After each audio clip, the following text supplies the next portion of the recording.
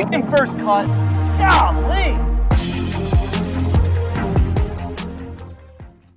Welcome to the First Cut Podcast. I'm Rick Gehman, and this is your DFS preview for this week's Valero Texas Open, tier by tier, breaking down all, some of the players in the field. Sia Nejad here to help me along the way. Hello, Sia.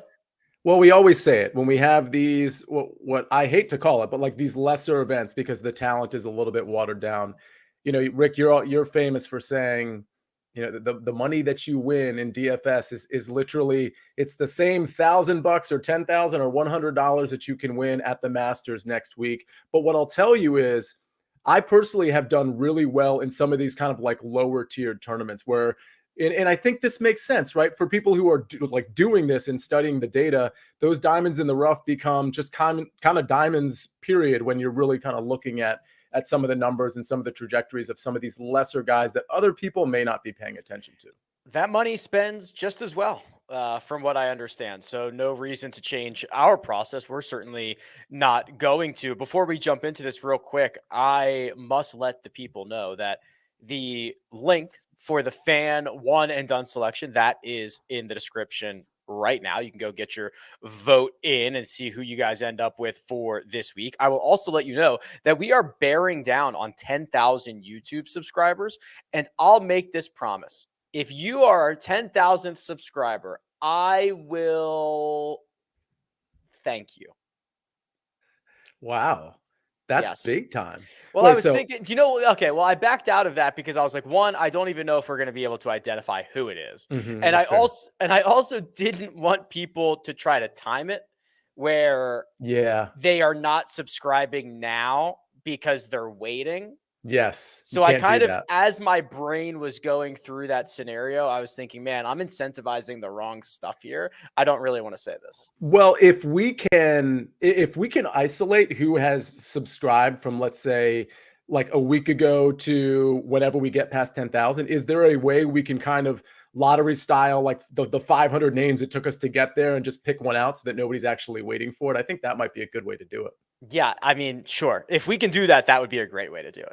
And if you do, Rick will thank you. So. Someone smarter than me will have to figure that out, and then I will thank you, or we'll figure something out if we can do it. But yeah, help us along the way. We're obviously trying to grow this so we can continue to do more and more great stuff. Let's talk about TPC San Antonio this week. You kind of mentioned it, Sia. It is a lesser field. It's not a designated event. And obviously with the Masters next week, there are guys who have opted to take the week off, get right, get rested, get to Augusta earlier. We still have a couple of top tier names at the top, like Ricky and Terrell Hatton. Hideki's here. Corey Connors is here. But the depth of this field is not going to be like what we see at those elevated events. No, it's not, but it's still going to be great golf. I mean, again, this is one of those things where it's so weird. This is going to be really weird for me to say, and people are going to think it's not true. Of course, I'm looking forward to the Masters more than I am the Valero Texas Open, but I got to say my excitement level in terms of building DFS lineups, and let's be honest, when it comes to me personally, the most exciting thing for me week to week is like the DFS lineups. That's just how I'm built. I mean, I bet, as everybody knows, I do the early wedge with Coach and Patrick McDonald every Tuesday at 3:00. And so we got a lot of betting there. We got a lot of DFS here on the First Cut. That's sort of my wheelhouse. So I'm really excited that the fact that Hatton is at the top and Hideki is at the top and Corey Connors is at the top, Ricky Fowler. I'm excited about talking about those guys and fading them or playing them in DFS. So yeah, it's not a loaded field by any means, but boy, they're again, diamonds in the rough. There are some guys in that 7K range that I love, in the 8K range that I love, and especially the 9K range, which I typically love.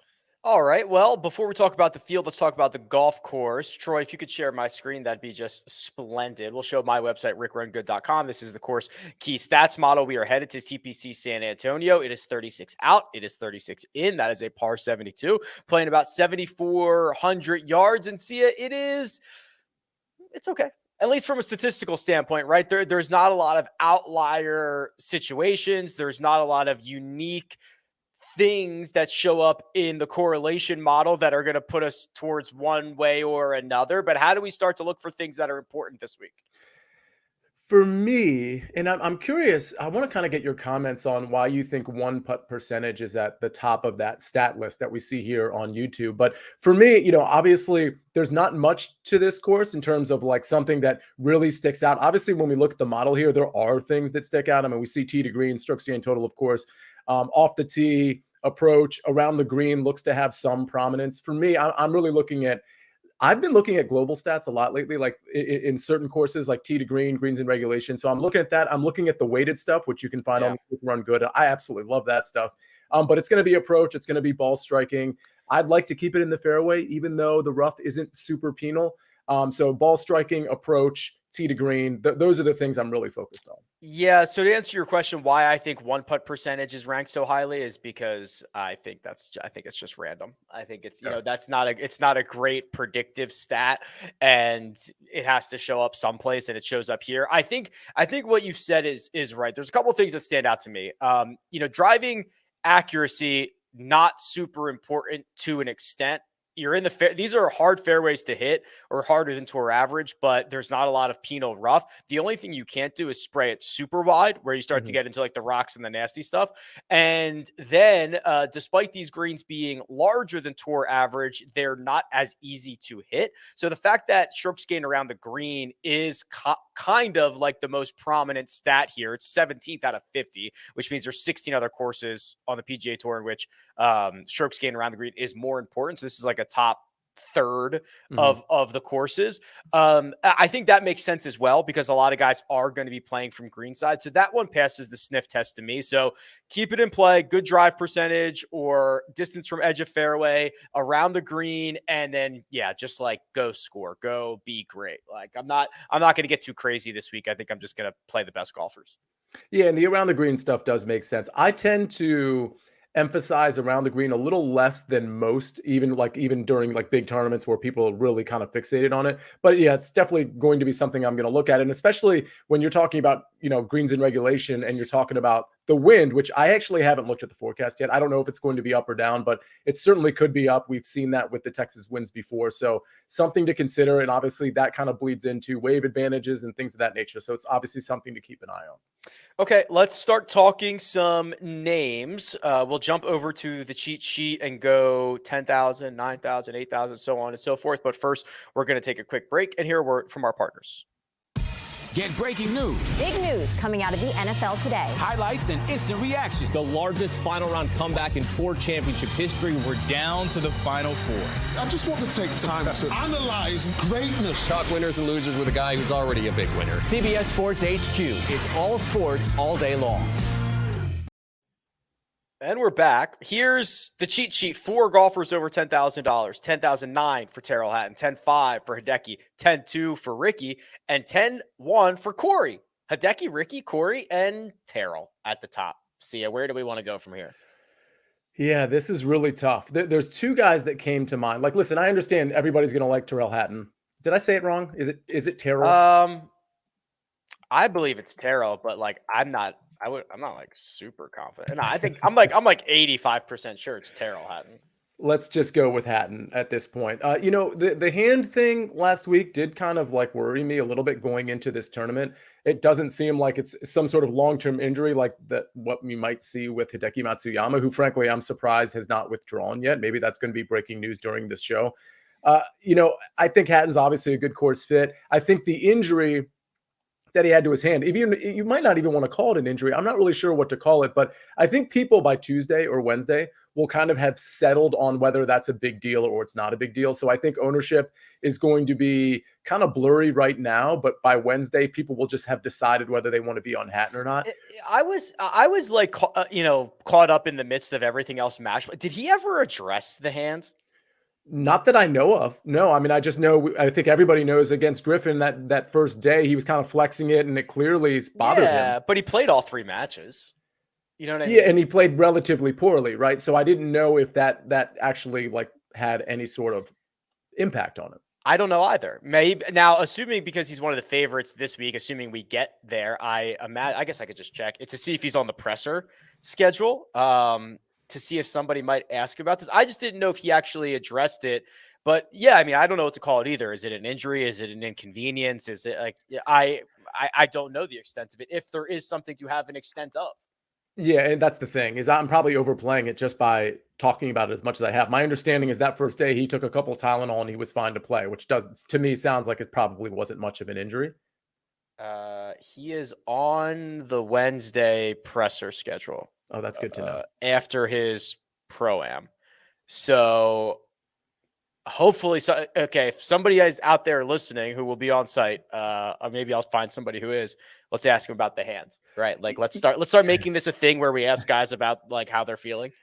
Yeah, because that would be really helpful stuff, by the way, golf community. And here's the thing, if he plays in the Pro-Am, I suspect the hand injury is like not an injury at all. And we've already spent too much oxygen. I think that's going to be the best indicator, regardless of a presser, as to whether or not that was like just a random 1 or 2 day thing.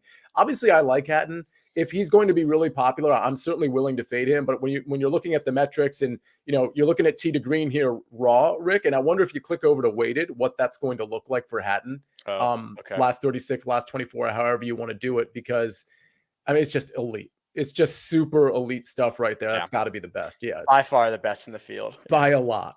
So yeah, so Hatton makes sense from an upside standpoint. It's not a number I would bet at 12-1 personally, but in DFS, it's a reasonable price considering the rest of this field.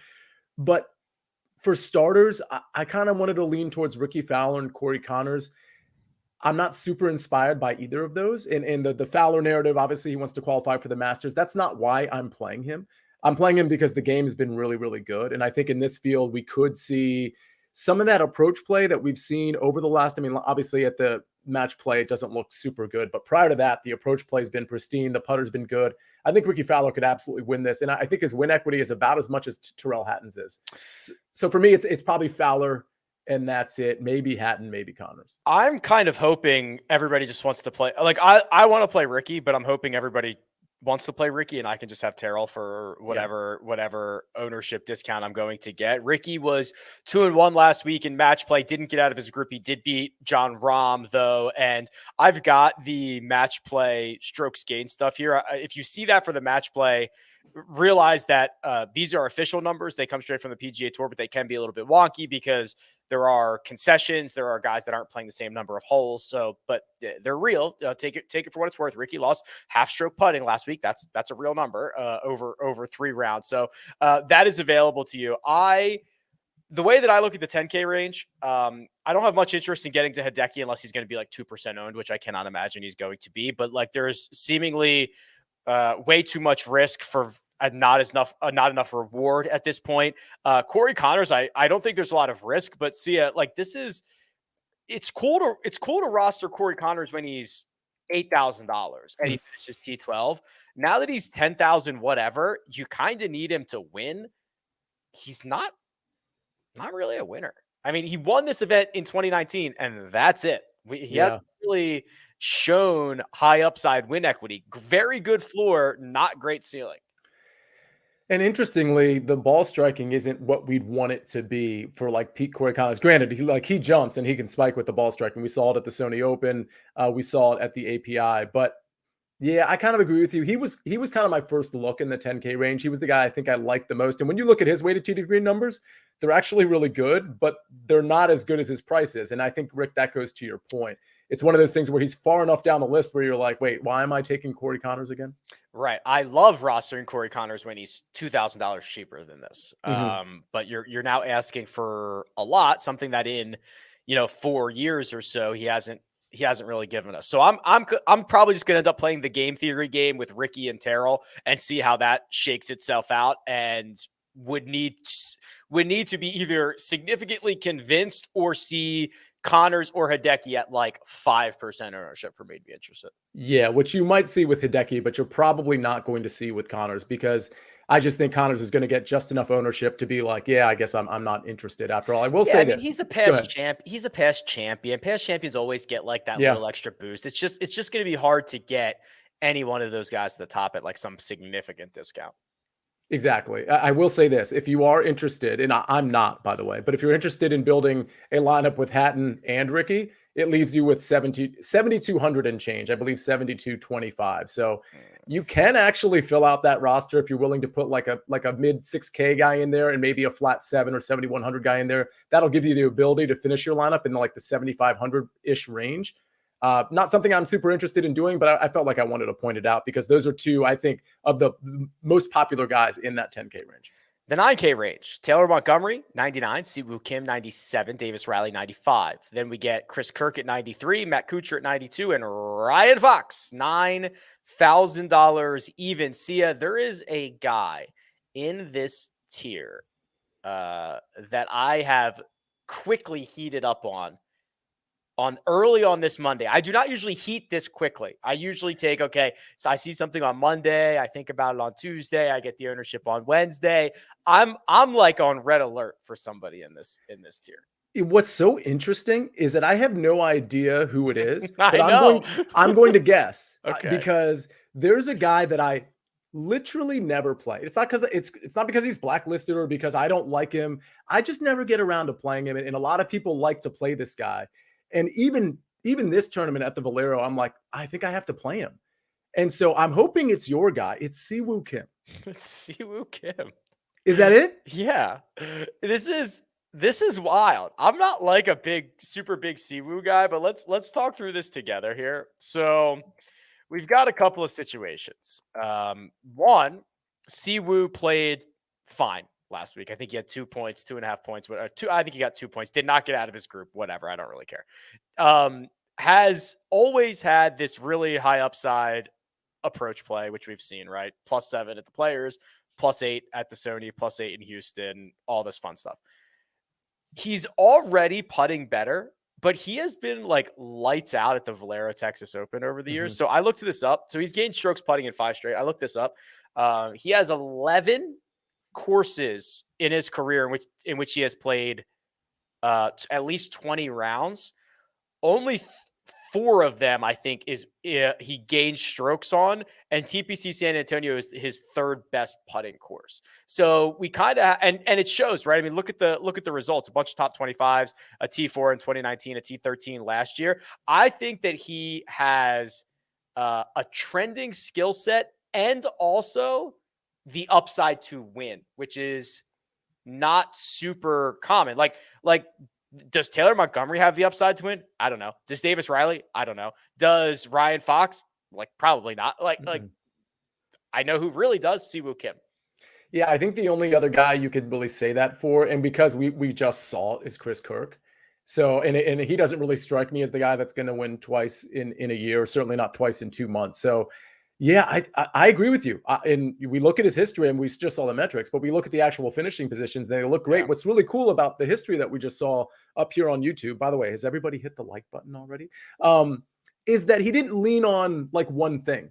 Like the putter was great, of course, you pointed that out, but the ball striking was really good in most of those tournaments as well. And there was one in particular where I think he picked up like 8 strokes, maybe 9 strokes ball striking. So yeah, it's 7.14, excuse me. And then 5.88. This is the Siwoo Kim tournament for me. I remember the other thing. The other thing is that there is a stat called distance from edge of fairway, which is when you miss the fairway, how much do you miss it by? And he's like the 3rd best. Like when he misses very small, which is the exact thing that you want at this golf course. Just avoid the big miss off the tee, get hot with your irons and short game, and win.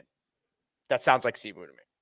It sounds like Siwoo to me. And this is going to be one of those things where we're going to kick off. Well, we probably won't bring this up when we get to our Masters DFS preview, but he's either going to be like awesome or he's going to really burn me. And I only say that because I never play him. So I feel like it's going to be one or the other with Siwoo, but I definitely think if you just look at the metrics and you look at the history, first of all, why is Taylor Montgomery priced ahead of him? And you could easily put this guy, I know he doesn't deserve to be in the 10K range, but you could easily put him at a flat 10K. And then all of a sudden, what happens? It changes our complete perception of everything. Because when we evaluate the 10K range, everybody's going to be like, kind of like Siwoo. And so I think people like Siwoo in the 9K range too. I'm just saying, I think there's some value there because I think you could put him in the 10K range and it would be like, that's totally fair with this field. What's interesting is that I just did a lineup pairing Siwoo with my other two favorite guys in the 9K range, and they're kind of ho-hum, boring names. So you already know where I'm going. It's Kuchar. I just want to see you type it in. Yeah, it's Kuchar and it's Chris Kirk. I like Kuchar. I like Kirk more than I like Kuchar for this tournament. But I'll finish the thought. If you put Siwoo Kim, you start your lineup with him, and you put in Chris Kirk and Matt Kuchar, it leaves you with almost the exact same amount as Hatton and Ricky Fowler, 72-67. In this case, in the previous example with Hatton and Fowler, I believe it was 72-25. So you actually end up with a few extra dollars in this one. That's 3 players. I think it's a great way to start your lineup. Kuchar, I like his history. I like how he's been trending. Obviously, in match play, he was pretty good. He's also great around the green, if you want to emphasize that. And for the record, Chris Kirk is as well. Chris Kirk is excellent around the green, other than his last outing at match play. But again, like you said, those are wonky stats. I'm not really willing to invest in that. But Kirk, number 2 weighted tee to green over the last 24 rounds. Something to be said for that, obviously. Good history here, good recent history. He's not a flashy guy, but he's shown us that he can close out a tournament.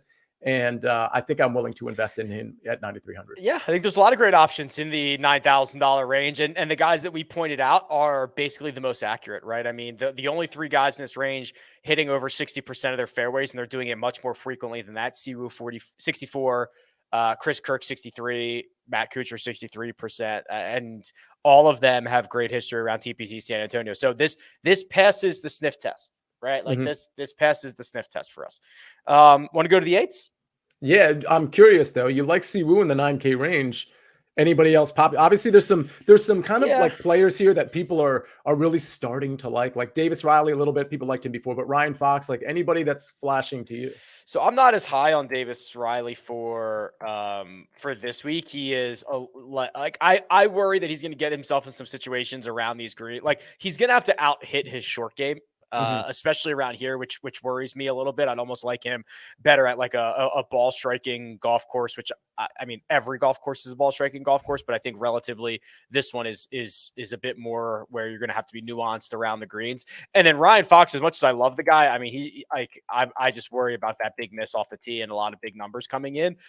Those would be the only 2 concerns there. So no, I think it's Siwoo. I think it's Kuchar, 2 guys that I generally don't get a lot of access to. Chris Kirk, I think, is fair. And Taylor Montgomery, I think, again, I did not like what he did in that playoff against Mackenzie Hughes on Friday of last week. I don't like how inaccurate he is off the tee. I don't think his distance is like a super critical skill set. He doesn't have any experience here. So I'll stick with the 3 guys with the great course history.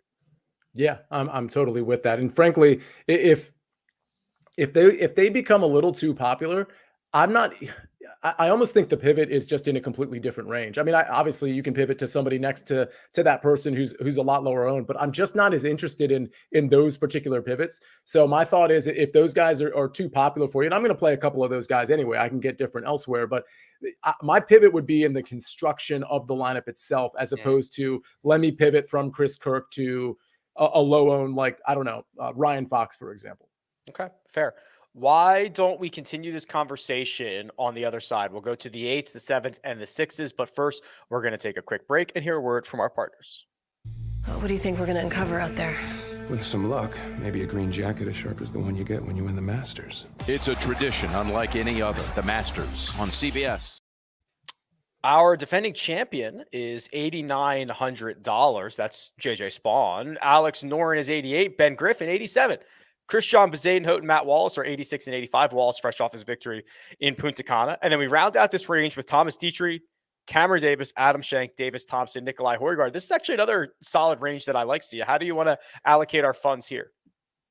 You know, I'm not a big fan of this range. I think I'm just not. I think Matt Wallace is very interesting. You know, if he hadn't played last week, I would have liked him. So obviously a lot of people are going to like him this week because he won. But if everybody recalls, we were mentioning Matt Wallace before it was cool to mention Matt Wallace just a few weeks back. He's been trending for a bit. Yeah. Right. And I think it was at the Honda Classic where we actually brought him up as a punt play in the 6,900 range. But the point is, I do like Matt Wallace. He great, like, again, regardless of the win, he was third here in 2021. So that needs to be said. Won last week, obviously, top 15, weighted tee to green. And he's great around the green. So he kind of like fits he checks all the boxes for me. This is the weird one where it's like, oh, the guy just won for the first time. Like, can he reset and refocus? Right. This is that $1 million question of trying to get into the brain of a golfer who has reached the pinnacle of his sport. Now what? Which is weird. It's the only sport we do this in, but you're right. I think that if I just scroll down a little bit and just like remove that win from his profile, I like what I see, honestly. Yeah, I like what I see too. And I wonder how popular, like this is one of those situations where I will be willing to pivot if he's super popular, because I'm not like in love with him, but I do like him and he's my favorite in the 8K range. Kind of by far. The other two guys that I'm interested in, Adam Schenk, and there's a little bias here because he almost, I came in second place in a GPP just a couple weeks ago, in part thanks to him. It's so funny because we've seen the finishing positions with him and they haven't been great, but he's been making cuts. Yeah. But he's been doing it in a way where, it's usually kind of frowned upon. But for me, when you have done it this many times in a row and you're doing it like in slightly different ways, of course, the putter and the short game's helping him out, but we have seen him gain off the tee a little bit here and there. He hasn't been awful on approach. I mean, he has been in some tournaments, but it's not like routinely awful. So I just think at a certain point, you got to kind of brush the metrics aside a little bit and be like, all right, this guy's just figuring out how to win, or at least how to make the cut. And in this particular tournament with this field, I think a typical Adam Schenk make the cut in a loaded field could be like a top 10 in this field. And so I'm a little shy about it. I'm not in love with it, but I feel like he has to be considered. The only other guy I'm going to mention, Nikolai Højgaard, I think has plenty of upside. I think so two things. So Schenk, I like this a lot because you're right. He just finds a way to, make cuts, finds a way to get himself in the mix. And that runner-up finish feels like very long ago. And I think people will just forget. I mean, he didn't play the match play. He did not play in Corrales. And it feels like a long time ago. And everyone already forgot about it. He continues to play great golf. There is an argument to be made that Nikolai Højgaard is criminally underpriced. $8,000 for a guy who finished second last week. But we talked about this. Like, this is not his first start ever, right? This was not like this flash in the pan thing. He was playing great in Europe. He finished T5 in Thailand, T13 at the Ras Al Khaimah Championship, T10 in Abu Dhabi. He's a ball striking maniac. His game is well rounded. Like this kid's like a star and a star in the making. And like, what are we doing here?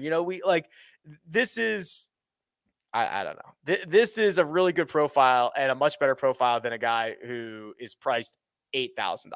And it's another situation like I kind of just referred to with Adam Schenk, where you almost want him coming into this tournament with the European Tour statistics, because, if it's a loaded field, like we've had more often than not this year, then it's like, is this guy really going to measure up? But here we have such a watered down field. Like, this would be the time I'd be willing to take him, because I'm not as worried about the Schefflers and the Spieths or in those tournaments with the middle tier guys, which would end up being like the Hattons and the Fitzpatricks and, whoever, just kind of pushing him out of the cut and pushing him out of contention. I think Højgaard is one of those guys. I don't know what his betting number is. I think I'd be willing to speculate on him there. He is, let's see. He is 45-1. It's a good number. Decent number. If you look at just raw strokes gained, so obviously we've got different tours to compare against, but raw strokes gained, Tyrrell Hatton over the last 36 rounds is the best player in this field. Højgaard's number 2, 1.35. Akshay is 3. Ricky Fowler is 4. If you go with the weighted route, you're going to get a little knock for Højgaard. He becomes like 25th or something like that. But still, I think there's plenty of upside in the tank. And just to call out his value in the betting market, and I haven't assessed every single player, but he's at 45-1, whereas like a guy like Christian Bezuidenhout, who is 55-1, and he's priced a lot higher than him. Cam Davis is 50-1, priced a lot higher than him. So Aaron Rai, where's Aaron Rai? Oh, okay, we haven't gotten there yet. Aaron Rai, for the record, is 55-1. But yeah, clearly the market likes Højgaard better than a lot of the guys that are $300-400 higher priced than him. You want to go back to JJ? Go back to JJ Spawn? Sure. 3-0 out of his group last week. gets knocked out in the round of 16. Obviously, the defending champion had a little bit of a rough patch from Farmers to the Players Championship, but the start to his season was great. He was making a lot of cuts. He was playing really, really well, and then obviously still possesses the skill set that we think should be great around TPC San Antonio. He kind of embodied it last year. Yeah, and it's hard to assess when JJ Spawn is really going to pop. I have a feeling, in spite of the fact that he was last year's champ, that he's just not going to get a lot of ownership. Even though he flashed a little bit at the match play, I just think people are going to be more interested in dropping down to Norn or Griffin, or just popping up to Matt Kuchar, Chris Kirk, who are only $300-400 more than him. So I actually think Spawn's going to get lower ownership. I'm not sure it's going to matter to me. And I might have misspoke when I said, yeah, sure, let's go back to him. But I was just really just talking about him. I'm not sure I'm there with Spawn unless his ownership number is projected to be very low. Anybody else in this 8K range? Oh, I mean, I don't mind Thomas Dietrich here, by the way. Finished eighth in Punta Cana. He's been playing well in general. I don't mind Thomas Dietrich, but anybody else here? I'd prefer Cameron Davis over Thomas Dietrich. I'm pretty sure I'm not playing Thomas Dietrich. I think I'd at least consider playing Cameron Davis and just hoping that he's really, truly starting to find some resemblance of his previous game. By previous, I mean last year. Yeah, and this might be a stretch, but he told us that he wasn't feeling well. If I want to chalk up 5 straight missed cuts to him not feeling well, great. Now, I don't know if I don't know how fair that is to throw out 5 consecutive tournaments, but otherwise he's been awesome. Played well at the Players. He played decently well at the match play. Didn't get out of his group, but it's getting better. Yeah, I'll say it again. If there was a tournament for somebody to emerge out of nowhere because their strokes gain metrics just look awful, which this looks pretty awful outside of some of the short game stuff, it would be this tournament with again a watered down field. So I guess the point I'm making is it wouldn't surprise me at all if all of a sudden we saw Cameron Davis top 5 this tournament, because he's not having to go up against an extremely talented field, and he doesn't have the name recognition right now. So he feels like a smart play, because I don't think people are going to be willing to play Cameron Davis. Okay. Go down to the sevens. The $7,000 range starts with Aaron Rye, Brendan Todd, Andrew Putnam, Sam Ryder, and goes down to a bunch of guys in the 7K range. A couple notables: Akshay Bhatia, Harry Hall, Lee Hodges. So how do we want to start spending here in the sevens? So I put 6 names down, which is, a little too many. I think Aaron Rye is interesting. I don't know what to do with Aaron Rye, because typically when I play a guy that is just ball striking it, and by the way, he's 3rd weighted tee to green over his last 24 rounds. He was 29th here last year. But when the putter is this bad, it usually doesn't go well for me. This entire year, I've been kind of avoiding guys that have been incredible ball strikers and just have failed with the putter. And it's working out kind of well. So I want to mention him because I think the upside is there, but the putter has just been such a disaster that maybe you can convince me one way or the other, but I just don't think I can get there with Aaron Rye. Well, I'm kind of just looking through his similarly priced peers here. He played well, 29th here last year. Let's do a deeper dive on Aaron Rye. Oh boy. Yeah, it's a lot of red there. You got to do a lot of great work to out hit a -4 or a -5 putter. And there is not a lot of evidence that he can do that. It's not like he's not going to have good results or decent results, but to win all the money, to finish inside the top 10, that path is pretty narrow. It's pretty narrow. And I went back to 2021, and historically his putter hasn't been this bad. So it could be just one of those things where, this is the classic case of, hey, if Aaron Rye can be a 0 putter, he's probably going to top 10 this thing. And that's actually true, but I'm just not convinced that he's going to be a 0 putter. But I will say, from a DFS standpoint, even though I have been largely avoiding the really bad putters, I do think he's a special case where the upside is there. And that's because of the weighted tee to green numbers. Again, 3rd over the last 24 rounds. Other guys I'm interested in, it's more in the mid to low 7K range. I like Nick Taylor. So do I. Yeah, I mean, the metrics are kind of up and down, but top 10 weighted tee to green over the last 24 rounds. He can get it done around the green. Yeah. Again, this is kind of like a pale-ish Greg DuCharme special. I mean, we see some green in there, But Nick Taylor at 7,600, he makes sense to me.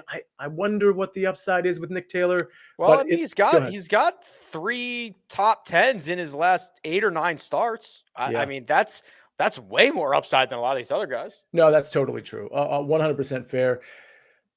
4 more guys to mention. I'm just going to mention a couple of them and maybe get comments on one of them in particular from you. And that's Garrett Kigo, who I don't know what to do with. Sam Stevens, I think, is interesting at 7,400. Second in the field last 24 rounds, weighted greens in regulation. I like that. I think he was pretty good last week over at the Corrales. And he's just one of those guys that's been flashing a little bit. I think in this field, he could potentially do some damage at low ownership. Will Gordon at 7,200, just a guy I like. I'm not so sure he's the best course fit here, but I think at 7,200, he's actually underpriced and he has plenty of upside. The last guy I'll mention, Ben Martin. I've been on this guy the entire year, for better or for worse. Great ball striking. The weighted tee to green numbers are really good. He's an accurate driver, can spike with the putter. Wow. Made the last 3 cuts here. Now, granted, those weren't high finishes, but this is also, I think, a different Ben Martin too. Yeah, he's playing so well. Five straight cuts made, 3 top 13s in his last 5. Pebble Beach, Honda, Punta Cana. Mm-hmm. Yes, this is a pretty strong stat profile here from Ben Martin. Much better than some of these other dweebs. I was going to say, I do like Garrett Kigo because I think it's clear that he's trending in the right direction and he has that ceiling. But I'll tell you what, man, this is Ben Martin profile. I might have to go back to this. This is pretty darn good. I don't know what else I would even ask for out of this. You know, he's got the ability to spike with the putter. He's not going to kill you in any one area. He's been solid in the ball striking categories. The results are following the good stats. This is, how much is he? 7,000? 7,100. Wow. It's basically a misprice. And I think everybody's going to catch up to that a little bit. I think he's going to be somewhat, I mean, I don't think he's going to be like 12% owned or anything, but I think he's going to be somewhat popular, but I think it's for good reason. I think this is chalk I'd probably be willing to eat. And for the record, he's 80-1 to win the tournament. I don't think it's out of the question. I actually had him outright last week at Corrales and he didn't close there. So the odds of him closing here are low, but in terms of a top 20, maybe just a random long shot outright, I think Ben Martin is live for sure. Okay. We nailed most of the guys that I would have liked to talk about. The only other 1 or 2 that I'll throw out there, Eric Van Rooyen, since the start of the year, has been playing much better. Finished 10th at Valspar, finished 14th 2 years ago, the last time he played this event. That's interesting. But, man, I can't stop thinking about that Ben Martin. Oh, and then Akshay. Akshay is just an absolute electric factory, right? So he's $7,000 even. I think he went 72.62 or 73.63 on Thursday and Friday last week after getting into that field late. This dude can fill it up. Also, if you're like partaking in Showdown, he's like a showdown.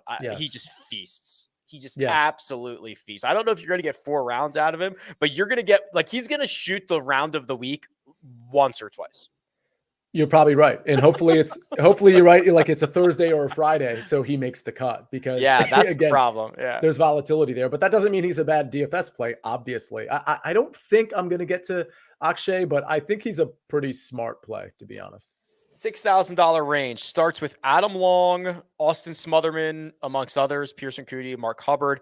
The min price golfers for this week's Valero Texas Open include some good names here. Davis Love III, JB Holmes, Kyle Stanley. Okay. How is Kyle Stanley still getting into events? I have no idea. Am I actually going to have to look up Kyle Stanley's like exemption status? I wanted to bring it up like months ago, and I like Kyle Stanley so much that I didn't want the alarm bells to go off. Like, oh yeah, that's right. You didn't want anybody to find out like that he's been like gaming the system here somehow. Oh boy, let's see if the PGA Tour changed their website, so now he's on a major medical. Okay, interesting. So he has status through the end of the calendar year. Which I guess is just through the end of the season because, well, no, I guess I'll go into next season. Wow. Okay. That's interesting. Yeah, he has not been great. Okay. How do we want to go through the $6,000 range?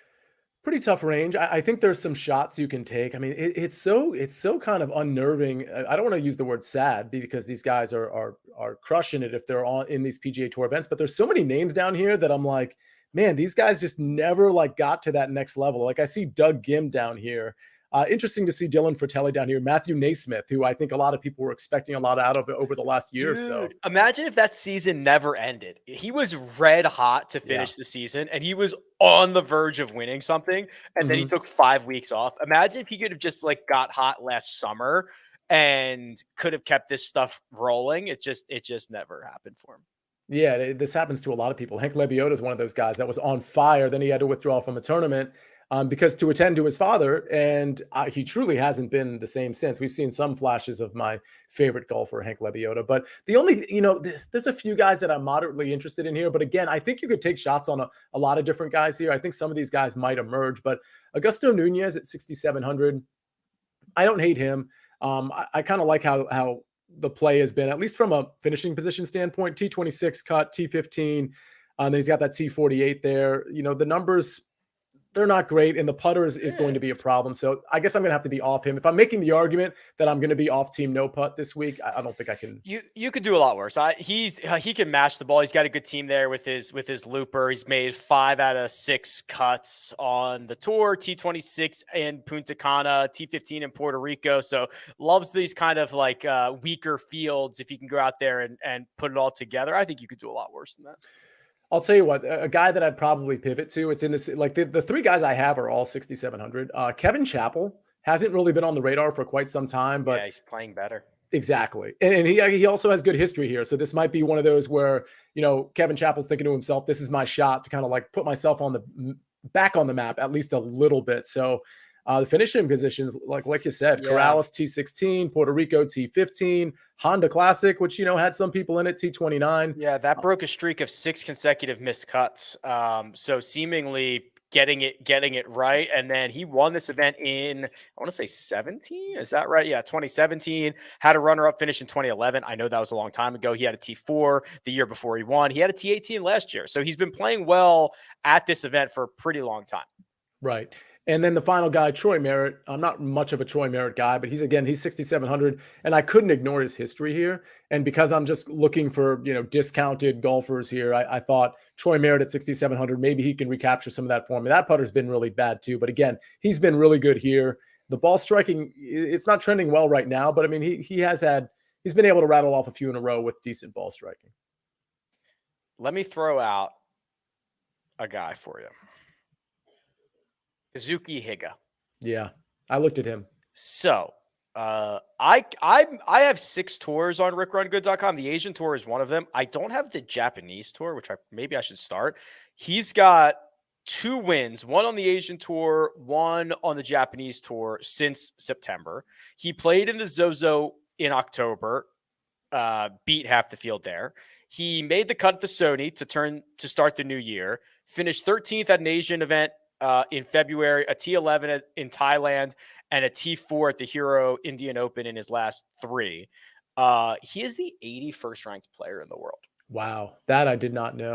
Yeah, I mean, these metrics are awesome. I understand a lot of it's not the PGA Tour, but some of it is. This is pretty good. If I'm ranking the plays that we've talked about in the 6K, I said 3. This guy's certainly number 1 there. Yeah, worth taking a peep at. He's $6,900. I will also say guys that drive it accurately and keep it in play, like Lucas Glover, are interesting. And Lucas Glover is trying to get that game back into shape. He's made 3 of his last 5 cuts. You look at his history around here, and you've got some good stuff in the last 3 trips. T18, 4th place finish, T14. So if there was kind of a place where Glover could pop off again, you think this could be a spot. I think we talked about the other guy. Oh, I want to give Ryan Gerard one more shot at this. I'm kind of mad at him. Yeah, I think a lot of people are. Well, I didn't realize how chalky he was going to be at Corrales. So I only played one lineup at Corrales. It was the $100 single entry. That's just decided just to play one lineup because I didn't do as much research as I wanted to do. But obviously Ryan Gerard's been playing really well. I had 5 of my guys make the cut and Gerard just wasn't even close, but I don't know why he wasn't close. So, I mean, again, I didn't really watch that event too much. I like him though. I think we're just going to learn a lot, right? What version of Ryan Gerard are we getting? Mm-hmm. The red hot guy who Monday cues into Honda and turns it into a 4th place finish and then parlays that into a T11 at Puerto Rico, or the guy who finished T71 at Valspar and missed the cut at Punta Cana. Like, what version are we going to get? And I think for $6,600 or $6,400, $6,600. Yeah. Like that's a risk I'm willing to take. Yeah, I agree with you. Can you look up Grayson Sigg real quick? Because I didn't get a chance to look at him. And he's actually made the cut the last 2 years, the only 2 years I believe he's played here. I'm not sure what happened to this guy. He was kind of on my radar some time ago, and he's just really, really fallen off. Yeah, he's just like kind of making cuts. When he does make cuts, it's nothing spectacular. There's not an elite skill set anywhere. There's also not a super hard, I guess his short game's pretty weak, but like he's just average. He's either slightly below average to average PGA Tour player who can get it going some weeks, but he's going to struggle and he's going to be incredibly difficult to predict. That's kind of the hard part with these guys. I don't care if you're like an average PGA Tour player, but like if you foreshadow the way you play or you're consistent in some areas or you play well on courses that you should, those guys are still easier to handicap. Grayson Sigg, almost impossible to handicap. Very true. Agree. I'm not playing him. Fair. Yeah. Interesting. Okay. Anybody else? I don't think so. I like your Higa play. I think of the 6K guys I mentioned, I think I'm going to be most willing to take a chance on Kevin Chappell. Yeah. You know what? I wrote him up in Golf Digest as like a fade. And then like now I'm kind of warming on him a little bit. For this week? Yeah. Listen, I mean, this is the 6K range. He could be, plus 15 by the end of round 1. I'm joking, of course, but like this, you might be really right or you might be really wrong. I just think that like sometimes the past champions get too much credit. Yeah. You know what I mean? And it turns into something that it shouldn't. And I saw those like 6 missed cuts in a row or whatever. And I was like, man, this kind of stinks. And then I was looking at it later and I was thinking, well, it hasn't been as bad recently. Maybe he found something, and I don't know. Yeah, I mean, Andrew Landry's down here as a past champion too. I'm wrong a lot. It's fine. It's okay. Like if I'm wrong on Kevin Chappell, I don't think anybody's going to care. Yeah, nobody's going to be like, I can't believe what Rick said about Kevin Chappell. It's pretty fair. Okay. Let us suspend all logic and reason and enter the Strokesgate narrative portion of the show where we curate lineups by you, the fans, the listeners, the viewers. Hit subscribe. And you send us lineups based on any remarkable narrative that you can come up with. And I believe we have 4 for this week. So let's see the first slide, please. Brent Harris, who, how dare he did not perform this himself. He says it's a busy 4th quarter of the school year. Give me a break, Brent. Give me a break, Brent. Try to bring it next time. His song seems to be a song. Is it to the tune of Deep in the Heart of Texas? Is that the... Yes, and I'm assuming that's a country music song that a lot of people know and a lot of people probably don't know, but that's what I gather here. Deep in the Heart of Texas. If Brent thinks I'm reading this after he came on and gave it to us last week, he's out of his mind. So I'm not, but thank you, Brent. Thank you. It seems very good. I don't know that song. I can read that. Oracle at Tita Greens. Valero has been the golden ticket to Augusta. Oh, Willy Wonka presents Charlie and the Chocolate Factory Hoffman. I like where this is going. Mm-hmm. Grandpa Joe Bramlett, Willy Wonka Gordon, Dylan Woompa Loompa, sorry. Don't Stewart sink into the river of chocolate, and Nikolai Hoy guard the secret recipe of the everlasting Gobstopper. Hey, let me ask you something. By the way, good stuff, Oracle at Tita Greens. Dylan Wu, I thought was in this tournament, but it turns out he's not. It's Brandon Wu that's He in it, was right? in the original run. I think he was in the original field on Friday, and I don't know if he just withdrew or what. I mean, that's not super uncommon, but yes, the first run of this on Friday, both Dylan and Brandon Wu were in the field. Dylan Wu is no longer in the field. Do you remember when I thought they were brothers? Yeah, It's pretty embarrassing. I had to set you straight there. You did. I'm glad you did. The Højgaards are actually brothers. Yes. And they're actually twins, I believe. That I didn't know. I knew they were brothers. I didn't know they were twins. I'm pretty sure they're twins. Ah, crap. Now I got to look it up. Because I don't want to spread Nikolai and Rasmus Højgaard. They are twins, identical twins. 21-year-old identical twins from Denmark. Yes, there you go. Okay, next slide. Ryan, the fantasy bunker, says Valero ranks. Ooh, I like where we're going already. Valero ranks number 30 in the Fortune 500. Here are a few others inside the top 250. I love a good crossover to like the business side of things. Yes. Grayson Signa, 12th. Signa is the 12th biggest company in the. That's what the Fortune 500 is, right? The 500 biggest companies. Mm-hmm. Signa's number 12. Insurance companies. Scott Pierce CVS. CVS is number 4. That cannot be right.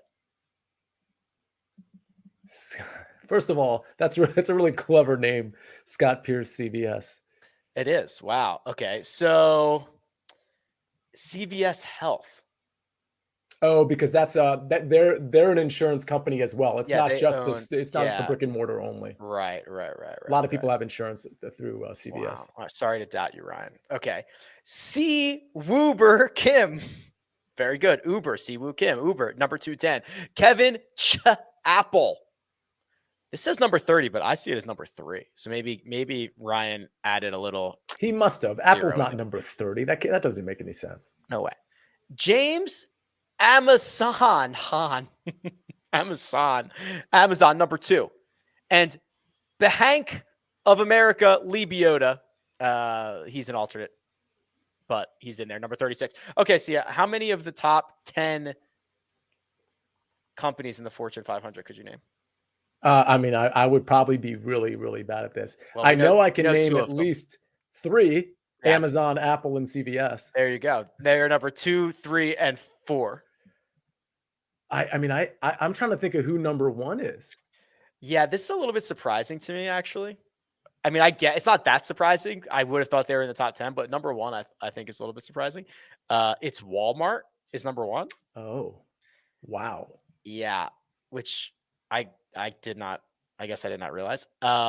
Alphabet, which is Google, is number 8.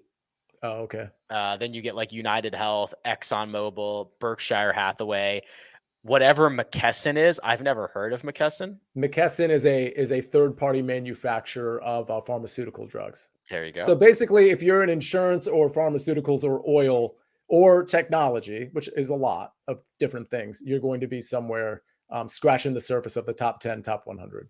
What about if you're a golf podcast? Yes. Well, I'm sure that's like 501. That's my guess. And then rounding out the top 10, Amerisource Bergen, which again, I don't know what that is. I'm guessing that's insurance related as well, or medical. Pharmaceutical distribution solutions and manufacturing, I guess. Yeah. All right.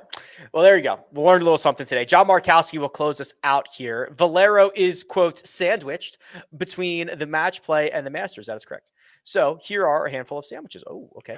Andrew, Putnam butter and jelly. Ben, Taylor ham, egg, and cheese. Aaron, pastrami on rye. That's pretty good. Benny Italian sub with extra gabagool. Ches steak. One whiz wit. And James meatball parma Shahan. James Hahn makes it into every narrative lineup, by the way. He does. By the way, there's a lot of Taylors. Can you name the 4 Taylors that are in the Valero Texas Open? Yes. Nick Taylor, Taylor Montgomery. Hold on. I typed in Taylor earlier and saw it. Nick Taylor, Taylor Montgomery. Well, Not Taylor Moore. One of them's in Markowski's in his narrative, by the way. Ben Taylor. Yes. And there's another. Is there a second Taylor last name? No, he's the first name, and he played at Corrales last week and was pretty awful. Heavy hitter. Tell me. Taylor Pendrith. Oh, I should have known. Interesting note on Ben Taylor. He was T5 at the Honda Classic. He lost almost 3 strokes ball striking, and he gained 9 with the putter. And he's gained, 2, 4, 5 tournaments in a row with the putter in very significant ways, but the ball striking has been horrific, which is weird because the ball striking was great before that. So he's one of those guys that if he just finds his ball striking, he wins this tournament if he marries that with the putter. Golf is weird. Golf is very, very weird. Okay. Anything else before we get out of here? No. I'm gonna go apply for a job for right? some sort of pharmaceutical related job, perhaps in the manufacturing end. Yeah, seriously. I learned a lot today. All right. Well, we'll be back on Tuesday for the Mega Preview Pod. The link in the description is there right now for the fans to get their one and done selection in. That one and done is heating up. It's getting tighter by the minute. Mark is not making any money. We're all closing the gap on him. It's actually the most competitive it's been all year is right now, which is fun. And we'll be back Tuesday, Thursday, Friday, Saturday, Sunday. Wait, what time is the Mega Preview tomorrow? 5? So I have time? 5 Eastern. 5 Eastern. Okay. 2 Pacific. Roger that. 4 Central. I got this. Okay. My pick is already in, actually. For the first time, I've submitted it on a Monday. I just said, I got the email and I said, you know what? I know who I'm picking. I'm just going to put it in. Ben Taylor. Ben Taylor. Got exactly right. Big thanks to Brewster Troy. Does all the hard work behind the scenes. Sia Nejad available on Twitter at Sia Nejad. You can find me at Rick Run Good. This has been The First Cut. We'll catch you next time.